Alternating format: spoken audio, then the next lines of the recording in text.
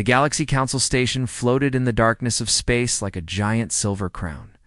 Inside its massive halls, thousands of alien species gathered to make decisions that affected entire star systems.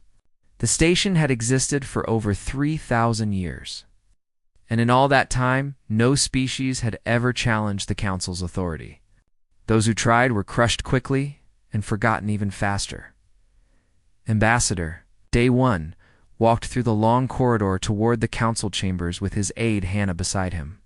They had been traveling for 6 weeks to reach this place, and both of them felt the weight of what they were about to do. Earth had been a member of the council for only 3 years, barely a moment in galactic terms. Most species still treated humans like children who had just learned to walk among the stars. The doors opened, and Day One stepped into a room so vast that clouds formed near its ceiling. Thousands of beings sat in circular rows that stretched upward like a massive amphitheater. Some had multiple heads, others floated in tanks of liquid, and a few existed as pure energy contained in crystalline shells. At the center sat the Council's most powerful members, the species who had ruled the galaxy for centuries. Day One approached the speaking platform and waited for permission to address the Council. He waited for nearly an hour while other species presented their cases. Finally, a deep voice echoed through the chamber. It belonged to Chancellor Morthas of the Vrexian Empire. A massive creature covered in gray scales with 4 arms and eyes that glowed like hot coals. "The human may speak," Morthas announced, his voice dripping with contempt. "Let us hear what the newest species wishes to complain about today." Laughter rippled through the chamber. Day One kept his face calm, though his hands trembled slightly. He had prepared for this moment for months, rehearsing every word. "Honored Council," he began, "humanity comes before you with a simple request. We ask for fair treatment in the trade corridors of Sector 7. Currently, human vessels are charged tariffs 3 times higher than any other species for the same routes. This violates the equal trade agreement that all council members are supposed to follow." More laughter filled the room. A floating jellyfish-like creature named Sylvine, the Quillix matriarch, spoke next. Her voice sounded like wind chimes in a storm. "Oh." "The human speaks of fairness," she said mockingly. "Your species controls barely 12 star systems. You have been traveling in space for less than 200 of your years. Why should you receive the same privileges as empires that have existed for millennia? You should be grateful we allow you to use the trade routes at all." Day One felt anger rising in his chest, but he pushed it down. "With respect, matriarch, the council charter states that all members are equal regardless of age or size. We are not asking for special treatment. We are asking for the treatment we were promised when we joined." The chamber fell silent for a moment. Then Morthas stood up, all 4 of his arms flexing. His massive body cast a shadow over the speaking platform. "The human dares to lecture the council about its own charter?" Morthas roared. "Your species is nothing but primitives who stumbled into faster-than-light travel by accident. You have no great fleets, no ancient knowledge, no power. You exist here because we allow it, and you will accept whatever terms we give you." Day One's jaw tightened. Behind him, Hannah whispered urgently, "Ambassador, please, let's just accept it and leave." But Day One had come too far to back down now. Earth's economy was suffering because of these unfair tariffs. Human colonies were struggling to receive supplies. He took a breath and spoke again. "I cannot accept these terms. They are unjust, and Earth will not continue to pay them. We demand that the Council review the Charter and enforce equal treatment as promised." The silence that followed felt like the moment before a thunderstorm breaks. Morthas descended from his seat, his footsteps shaking the floor. He approached the platform where Day One stood, towering over the human ambassador. "You demand?" Morthas said quietly, dangerously. "You, who represent the weakest species in this council, dare to make demands." Day One stood his ground, though every instinct screamed at him to run. "I represent Earth, a council member with the same rights as any other. Yes, I make this demand." What happened next would be recorded and broadcast across the entire galaxy. Morthas gestured to his honor guard, 4 massive Vrexian warriors who stood at the edge of the chamber. They moved forward with frightening speed. Day One barely had time to react before the first one grabbed him and threw him to the ground. "Stop!" Hannah screamed, running forward. "He is a diplomat. You cannot do this." But no one moved to help. The honor guards surrounded Day One and began beating him. Their scaled fists crashed into his body again and again. Day One tried to protect his head, but there were too many of them. He heard bones crack, tasted blood in his mouth, and felt consciousness slipping away. Through his fading vision, he saw the thousands of council members watching. Not one species rose to defend him.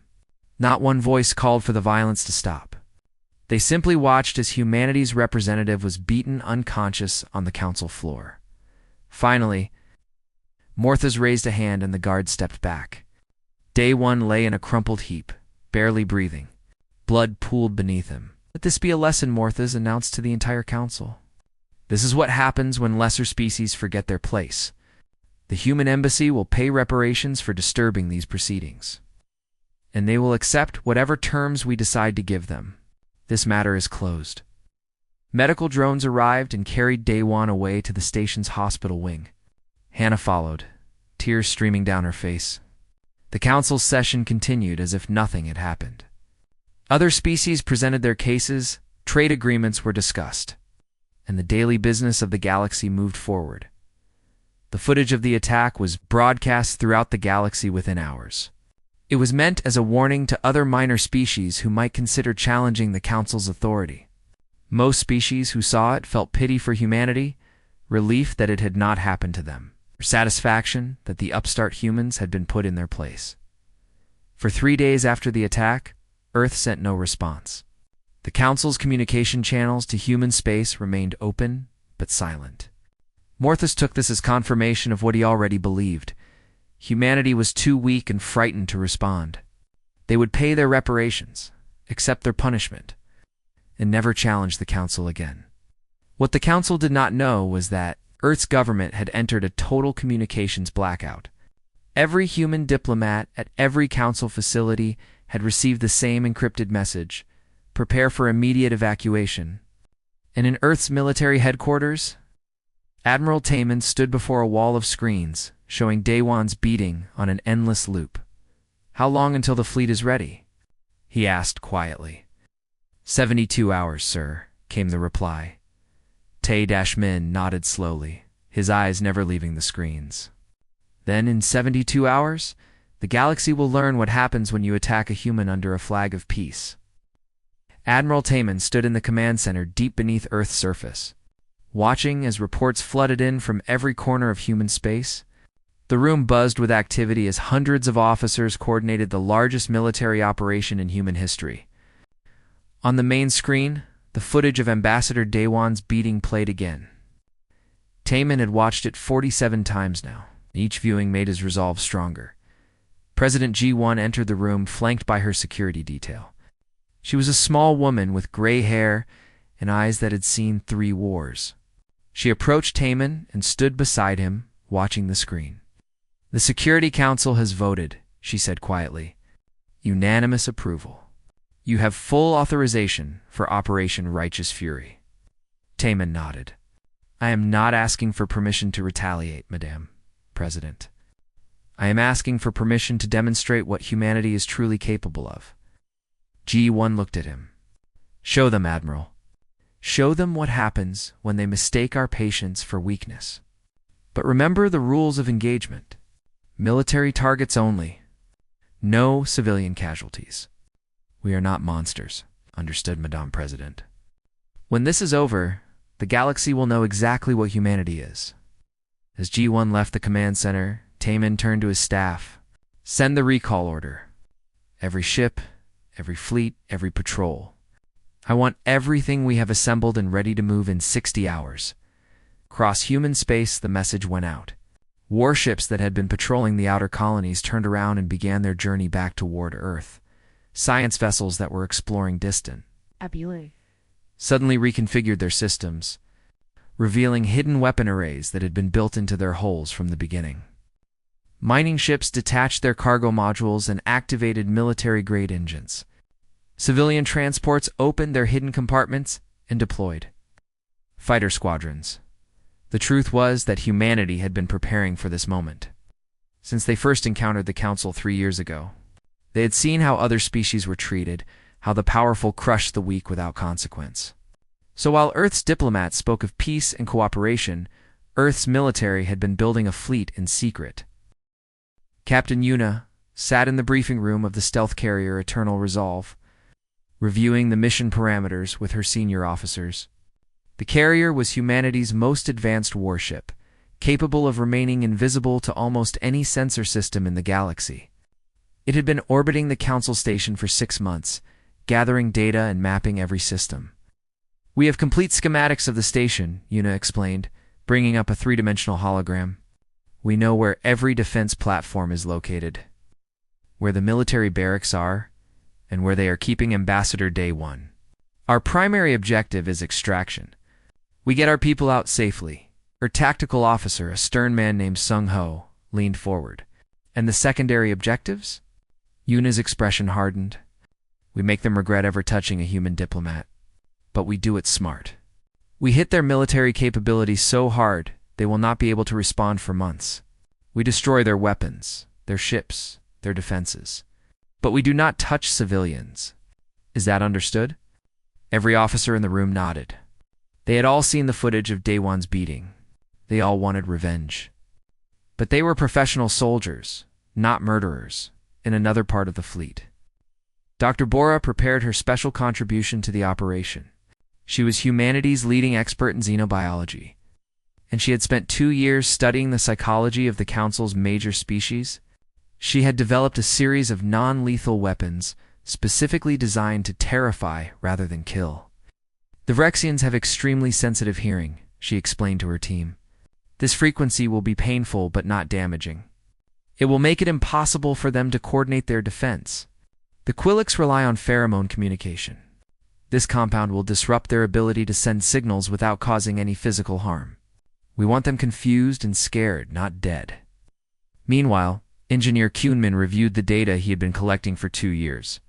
He had worked as a civilian contractor on the Council station, performing routine maintenance on the environmental systems. What the Council did not know was that during every maintenance cycle, he had been installing backdoors into their security network and mapping structural weaknesses. "I can shut down their primary defenses remotely," he reported to Admiral Taman. "When we arrive, I can give us a 15-minute window before they can even raise shields." That should be more than enough time. Taman studied the engineer's data. "You are certain about this?" Kyung-min nodded. "I have tested the backdoors 3 times. They work perfectly. The Council is so arrogant, they never even checked for security vulnerabilities in their own systems." As the human fleet assembled, the Council continued their normal activities, completely unaware of what was coming.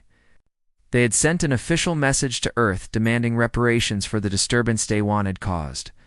The amount they requested was enormous, enough to cripple Earth's economy for years. They expected payment within 10 days. On the 8th day, Earth sent a response. It was brief and direct. "It's the Galaxy Council. You have 48 hours to return Ambassador. Day 1 with a formal apology and guarantee that such violence against diplomats will never occur again.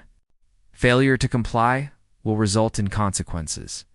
This is your only warning." The message was broadcast on all standard diplomatic channels. Within an hour, the Council's response came back. It was a video message from Chancellor Morthus himself. He stood in the Council chambers holding a human flag. As the cameras watched, he threw the flag on the ground and spit on it. "This is our response to Earth's pathetic threats," Morthus announced. "You have no power here. You are insects beneath our feet. Come and try to take your broken ambassador if you dare. We will crush your entire species and sell your worlds to the highest bidder." The message was broadcast across the entire galaxy. Most species who saw it felt embarrassed for humanity. Some felt pity. A few felt anger at Morthus's cruelty. But no one expected what would happen next. On Earth, Admiral Taman watched Morthus's message with a cold smile. "Broadcast that message to every ship in the fleet," he ordered. "I want every single human soldier to see exactly what the Council thinks of us. Let it fuel their determination." 47 hours after Earth's warning, every human diplomat at every council facility received the same coded message. They had 15 minutes to reach the nearest emergency shuttle. No explanations were given. No delays were permitted. At the council station, the human embassy staff moved with practiced efficiency. They had drilled this evacuation procedure dozens of times. Within 12 minutes, every human on the station was aboard a small shuttle. Racing away from the facility at maximum speed, the council noticed the sudden departure of all human personnel. Some found it amusing. Others found it suspicious. But none of them understood what it meant until it was too late. Aboard the Eternal Resolve, Captain Yuna received confirmation that all human civilians were clear of the target area. She looked at her crew, men and women who had trained their entire lives for this moment. "Stations everyone," she ordered calmly. "Prepare to decloak on the Admiral's signal. Remember your training. Remember Ambassador Day 1? Remember that we are not doing this for revenge. We are doing this so that no one will ever attack a human diplomat again." In the command center on Earth, Admiral Taman stood before a massive display showing the positions of 200 human warships, all hidden in the darkness of space around the council station. The countdown reached 0. Tay-Min took a breath and gave the order that would change the galaxy forever. "All ships. This is command. Operation Righteous Fury is now active. Decloak and engage. Show them what humanity really is. Show them why they should have never touched one of ours. Execute." Across the sector, 200 warships dropped their stealth fields simultaneously. The council station's sensors suddenly detected what appeared to be an entire invasion fleet materializing from nothing. Alarms began screaming. Defense platforms activated. The Vexian military scrambled to their ships, but they were already too late. Humanity had arrived. They were not here to negotiate. The council station's command center erupted into chaos as 200 human warships appeared on their sensors like ghosts, becoming solid. Commander Velthus, a veteran Vrexian officer with 40 years of military experience, stared at his screens in disbelief. This was impossible. No fleet could hide from council sensors.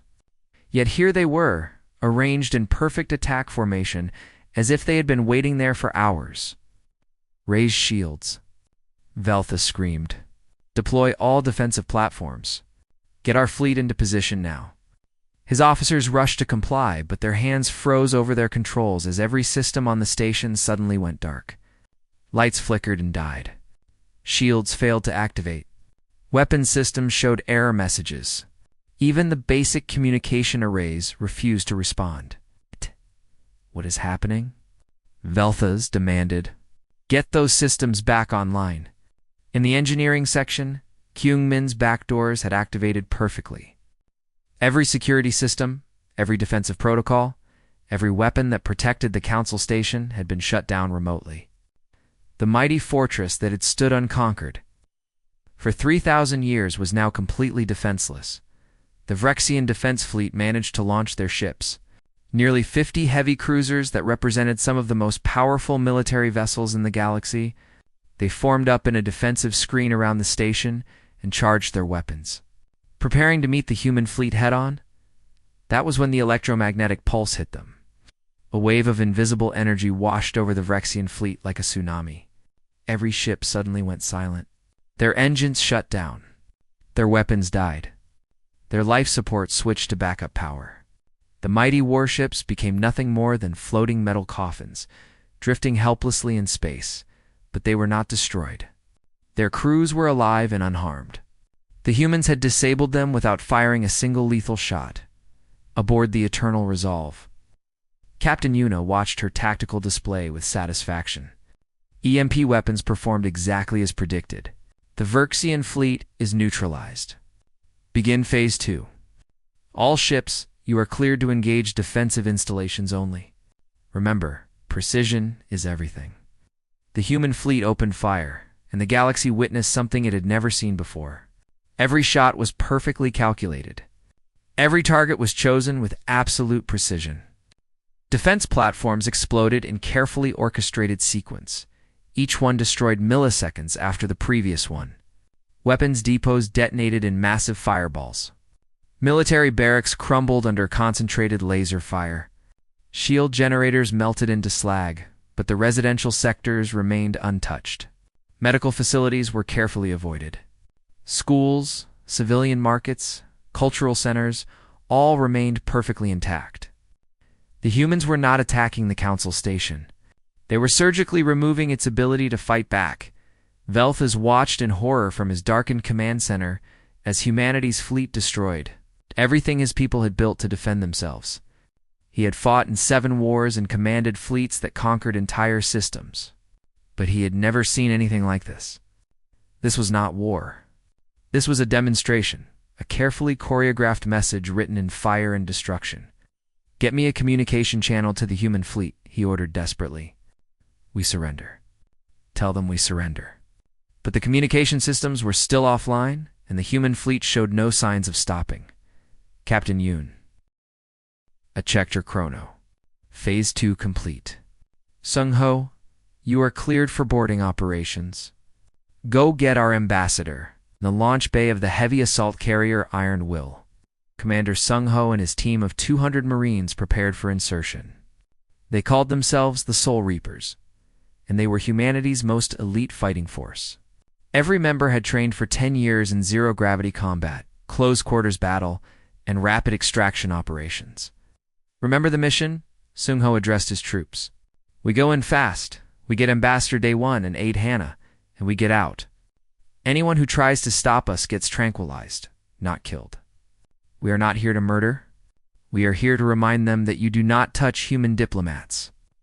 The Marines loaded into their drop pods, small armored capsules designed to penetrate station holes and deliver troops directly into enemy territory. On Sung-Ho's signal, 50 pods launched simultaneously. Streaking toward the Council Station like falling stars, they punched through the station's outer hull with shaped charges and deployed directly into the corridors.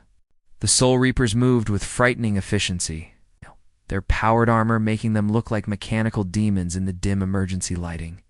They encountered the Quillix Honor Guard, supposedly the finest warriors in the galaxy, in a large junction near the medical wing. The Honor Guard opened fire immediately with their plasma rifles. The shots splashed harmlessly against the Marine shields. Sung-Ho raised his hand and his team deployed flashbangs and sonic disruptors. The Quillix warriors, disoriented and terrified, found themselves surrounded by humans who moved too fast and hit too hard. Within 90 seconds, every Honor Guard member was on the ground. Unconscious from tranquilizer darts, Sung-Ho knelt beside one of the fallen warriors and checked his vital signs. He'll wake up in a few hours with a headache. Move out. Medical wing is 3 levels up. The Soul Reapers flowed through the station like water finding cracks in stone. They encountered resistance at every checkpoint. They neutralized it so quickly that defenders barely had time to raise their weapons. Security teams, military patrols, emergency response units, all fell before the human advance.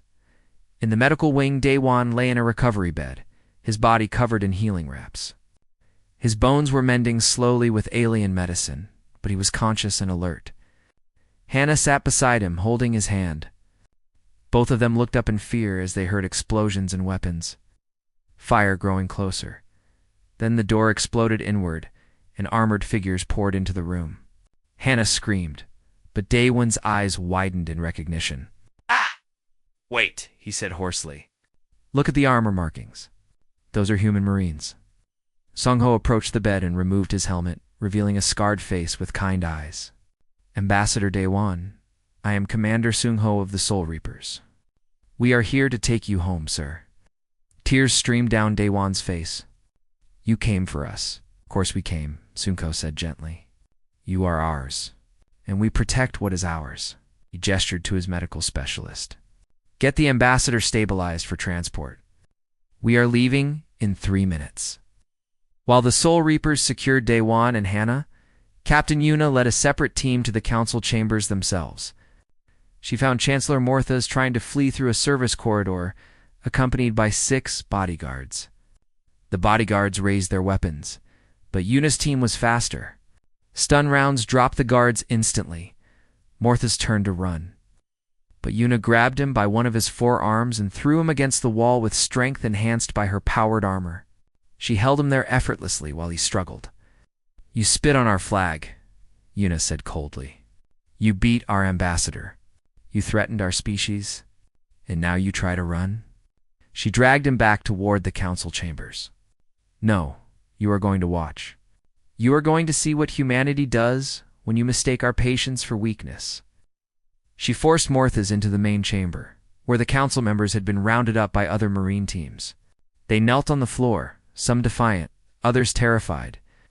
Through the massive windows, they could see human warships systematically destroying every military installation the council had built.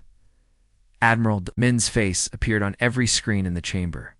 Broadcast from his command center on Earth, his voice was calm but carried the weight of absolute authority. "Members of the Galaxy Council. I am Admiral Taman of the United Earth Defense Force. What you are witnessing is the consequence of your actions. You attacked a human diplomat under a flag of peace. You mocked us when we asked for justice. You threatened to crush our species and sell our worlds." The Admiral paused, letting his words sink in. "This is our response. We have disabled your fleet without killing a single crew member. We have destroyed your military capabilities while leaving your civilians unharmed. We have extracted our people from your station despite your best efforts to stop us. And we have done all of this in under 4 hours." Morthas stared at the screens in shock. For hours. His mighty empire had fallen in 4 hours. "We are not a weak species," Taman continued. "We are not prey. We are humanity, and we have barely begun to show you what we are capable of. Ambassador Day 1 will return to Earth. You will pay reparations for your attack. You will reform your council to treat all species fairly. And you will never, ever touch a human diplomat again." The broadcast ended. In the silence that followed, Captain Yuna released Morthas and stepped back. The Chancellor collapsed to his knees, his spirit broken. "Extraction complete," Sung-Ho reported over the comm. "Ambassador and aide are secure. All teams return to ships. Mission accomplished." As the Soul Reapers withdrew from the station, they left behind a message written in multiple languages on the council chamber wall. It was simple and direct. "We came for one. We could have taken everything." The footage spread across the galaxy faster than light itself. Every species with access to communication networks received the recordings within hours. Some watched in disbelief, others in fear, many in shocked silence. The impossible had happened. The newest, supposedly weakest member of the council had just humiliated the galaxy's greatest military power in the war rooms of 1,000 different species. Military analysts studied the human attack with growing unease. General Caxton of the Thane Republic watched the recordings for the 7th time, freezing frames and analyzing every detail. "God, look at this coordination," he said to his staff. "Every shot is calculated to the microsecond. They disabled 50 Vrexian cruisers without destroying a single one. They destroyed every military target on the station while avoiding every civilian area. This was not luck. This was precision that we cannot match." His intelligence officer spoke up nervously. "General, we have been analyzing Earth's known military assets for the past 3 years. According to our data, they should only have about 30 combat-capable ships. Where did the other 170 come from?" Caxton turned to stare at him. "They have been hiding their true strength since the moment they joined the council. While we all believed they were weak, they were building a fleet in secret. The question we must now answer is, what else have they been hiding?" On the Vrexian homeworld, crowds gathered in the streets outside government buildings. The footage of their mighty fleet being disabled like toys played on every screen. Chancellor Morthas' humiliation was broadcast repeatedly. The proud Vrexian people, who had dominated galactic military affairs for 8 centuries, had been reduced to a joke in a single afternoon. Elder Corvin, the head of the Vexian Military Council, called an emergency session. His forearms trembled with rage as he addressed the assembled commanders. "This is a disaster unlike anything in our history," he said. "Our fleet is disabled. Our defenses are destroyed. Our reputation is in ruins. And it was done by a species we have been mocking for 3 years. We must respond with force, one commander argued. "We must gather our reserve fleets and attack Earth directly. We cannot let this insult stand." Corvin fixed him with a cold stare. "And how exactly do you propose we do that?" "They disabled our most advanced fleet in minutes. They demonstrated technology we did not know existed. They extracted their people from our most secure facility as if we were children playing soldier." He slumped in his chair. "No, we cannot fight them. We can barely defend ourselves now. We must negotiate, pay whatever price they demand, and pray they show us the same mercy they showed our fleet." In the council chambers, which were slowly being repaired from the human attack, an emergency session was called. Only 30 of the major species sent representatives. The others stayed away, not wanting to be associated with the coming humiliation. Matriarch Sylvine of the Quillix floated in her containment tank, her usual arrogance replaced by visible fear. "We must discuss our response to the human aggression," she began. But her voice lacked conviction. Ambassador Rethine of the Kelvin Collective interrupted her. The Kelvin were a minor species who had suffered under council oppression for decades. Aggression? Is that what we are calling it? The humans asked for justice. You beat their diplomat nearly to death. You mocked them when they protested. You threatened to destroy their entire civilization. What did you expect them to do? They attacked a council facility. Sylvine protested. They violated every treaty and law we have established. Rethine laughed bitterly.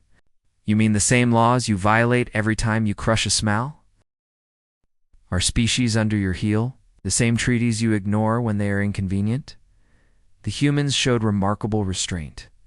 They could have killed everyone on that station. They could have destroyed the Vrexian homeworld, but they did not. They made their point and stopped. That shows more honor than this council has demonstrated in centuries. The chamber erupted in argument. Some species demanded military action against Earth. Others called for negotiation. A few began making secret plans to ally with humanity before the dust settled. The political earthquake had begun, and no one knew where it would end.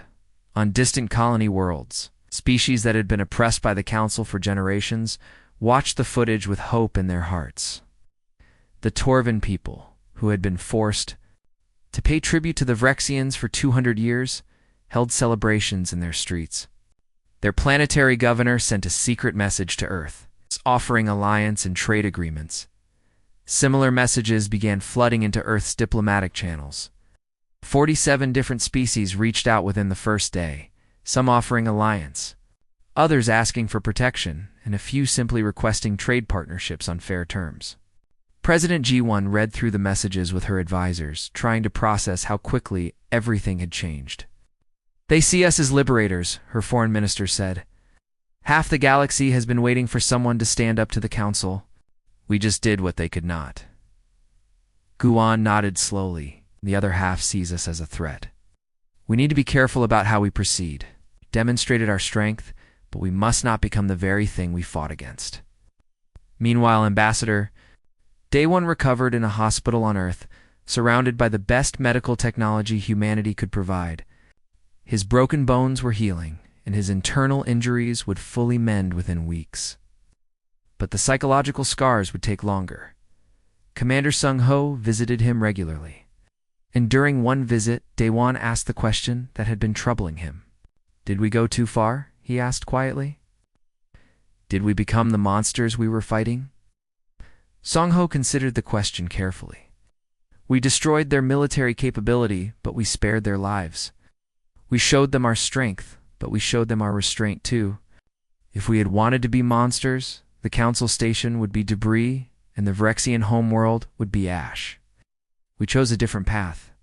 But what about the species who now fear us? Day One pressed. What about those who see us as conquerors? Then we prove them wrong, Sung Ho replied simply. We show them, through our actions, that we are not here to dominate. We are here to ensure that what happened to you never happens to anyone else. On the council station, repairs continued slowly. The Vrexian fleet had been towed back to their shipyards for extensive repairs. The weapons platforms were being rebuilt. But the damage to the Council's authority could not be fixed so easily. For 3,000 years, the Council had maintained order through the threat of overwhelming force. Now that threat had been revealed as hollow. Chancellor Mortha sat in his quarters, staring at the wall. His political career was over. His people despised him. The other council members avoided him. He'd become a symbol of the council's failure, the leader who had awakened humanity's wrath through his own arrogance. A message arrived on his personal com. It was from Earth, specifically from Admiral Taman. Morthas almost deleted it, but curiosity made him open it. Chancellor Morthas, the message read, "You made a mistake. You believed we were weak because we chose peace. You thought our diplomacy was surrender. You learned differently. But I want you to understand something. We did not do this for revenge. We did this to establish a principle. Never again will any species attack a diplomat without consequences. Never again will the strong crush the weak without resistance. The galaxy is changing, and you can either change with it or be left behind. The choice is yours." Morthas read the message 3 times. Then he did something he had not done in 40 years. He began to write a formal apology. Within a week, Earth received formal communication from the Council. They agreed to all of humanity's demands. Reparations would be paid. Council structure would be reformed. Those responsible for the attack would face justice. And most importantly, new laws would be established to protect diplomats from all species. But the real change was deeper than laws and treaties. The galaxy had seen what happened when you pushed humanity too far. More importantly, they had seen that humans, even in victory, had shown mercy. That combination of strength and restraint was something the galaxy had not witnessed in living memory trade. Routes began opening to human vessels without unfair tariffs. Species that had been hesitant to deal with the newcomers now eagerly sought partnerships.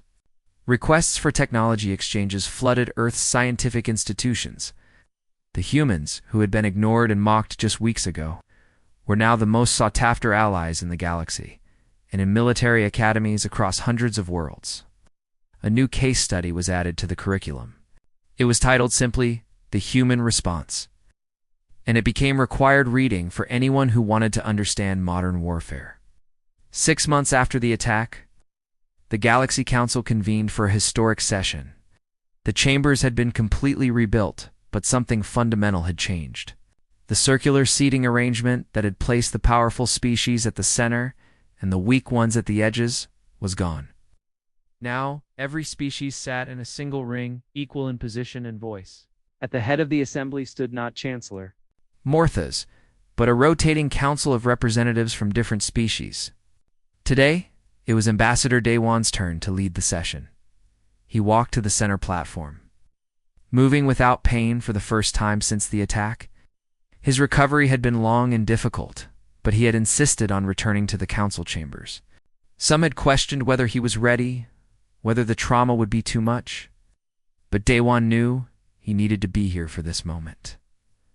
The chamber fell silent as he began to speak. 6 months ago, I stood on this platform and asked for justice, he said, his voice clear and strong. I asked that humanity be treated fairly according to the laws this council claims to uphold. Instead, I was beaten nearly to death while thousands watched and did nothing. He paused, looking around at the assembled species. Some met his eyes. Others looked away in shame. What happened next has been analyzed and debated across the entire galaxy. Some call it an act of war, others call it justice. I call it a message. Humanity sent a clear signal that we will not be victims, we will not accept abuse, and we will protect our own, no matter the cost. But today I want to talk about what comes next. We demonstrated our strength. We proved we are not weak, and we must prove we are not cruel. We must show that we can build something better than what existed before. He gestured to the reformed chambers. This new council is a start. Every species now has an equal vote. Trade agreements must be fair to all parties. Disputes are resolved through arbitration, not threats. These changes would never have happened without the events of 6 months ago, but changes in structure mean nothing without changes in behavior. Daywan's gaze settled on where Mortha sat with the Vrexian delegation. The former chancellor looked older now, his scales dull and his eyes haunted. He was no longer a leader, but he had been allowed to remain as a representative of his people. Chancellor Morthas has formally apologized for his actions, Daywan continued. His government has paid full reparations. Starting next month, he will begin 5 years of service working in diplomatic protection programs across the galaxy. Some said he should be executed. Others said he should be imprisoned. But humanity chose a different path. We chose restoration over revenge. In the Vrexian section, Morthus stood slowly. His forearms trembled as he addressed the council. I have spent 6 months thinking about what I did.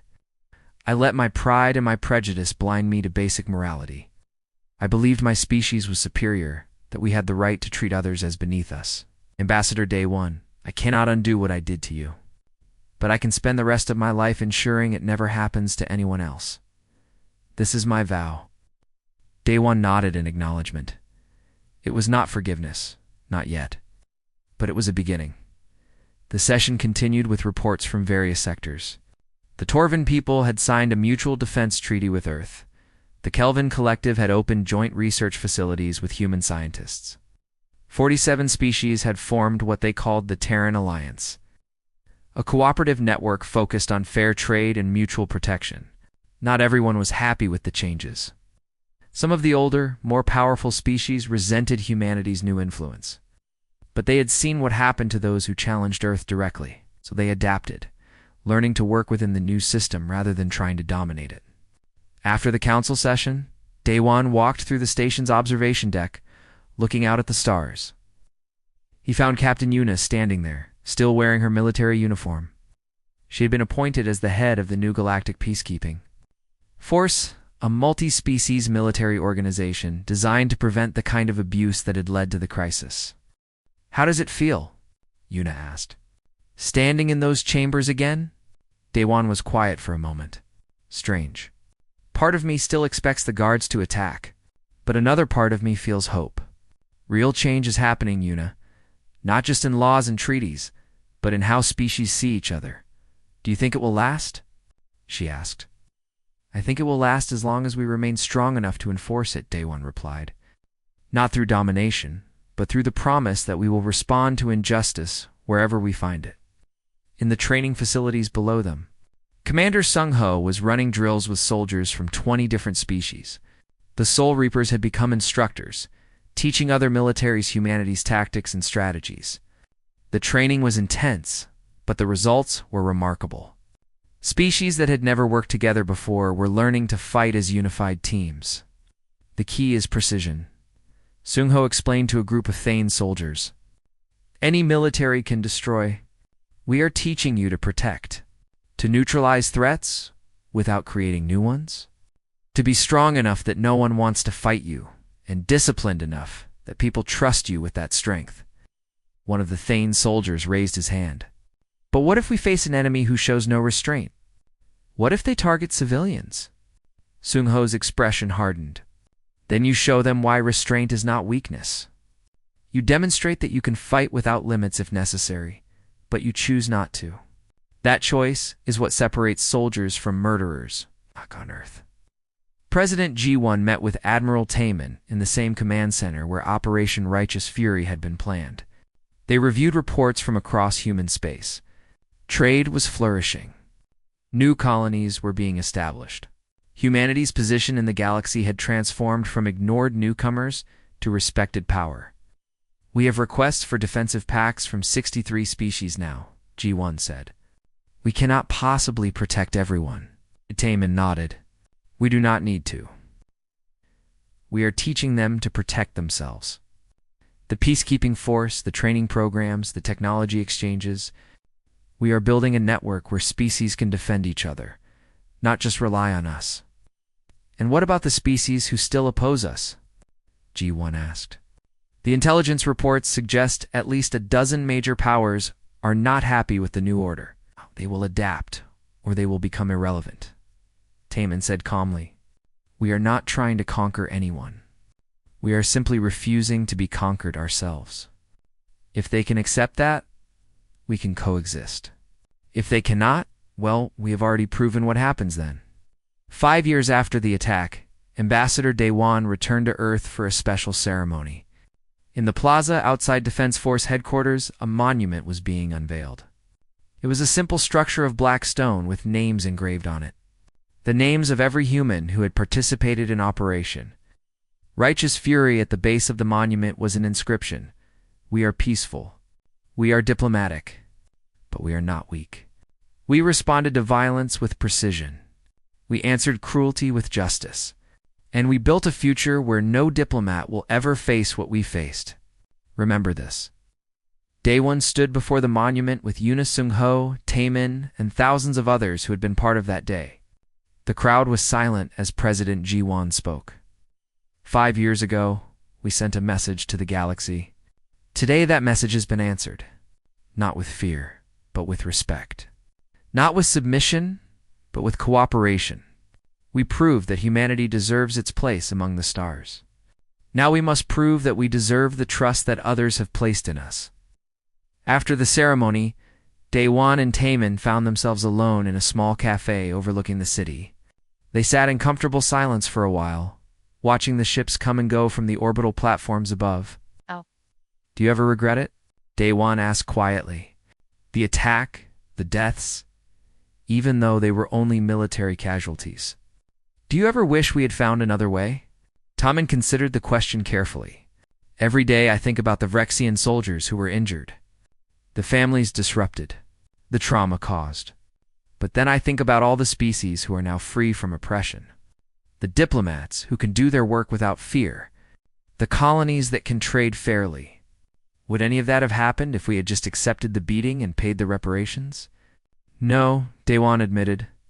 The council only changed because we forced them to see us as equals. We did not fight them to become them, Taemin said firmly. We fought them so no one would ever have to be afraid again. That is what makes us different. That is what makes us human. They sat together as the sun set, two men who had helped reshape the galaxy, knowing that their work was far from over. The new order they had built was still fragile. It would take generations to fully establish. But for the first time in galactic history, there was hope that the strong and the weak could coexist on equal terms above them. A transport ship bearing the insignia of the Terran Alliance departed for the outer colonies. It carried supplies, technology, and a new generation of peacekeepers trained in humanity's methods. They would serve alongside soldiers from 100 different species, protecting the peace that had been bought at such a high price and on the council station. In chambers rebuilt from the ruins of the old order, representatives from across the galaxy continued their work. They argued and negotiated and compromised, but they did it as equals. The age of domination was over. The age of cooperation had begun. It was not perfect. It would never be perfect. But it was better. And that, Day One thought, was enough. The galaxy had learned its lesson. Humanity was not weak. They were patient.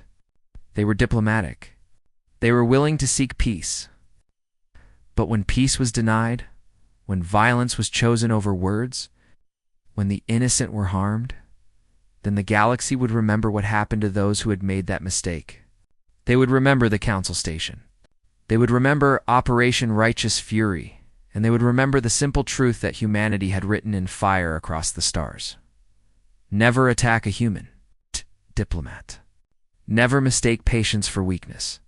And never, ever forget that humanity protects its own.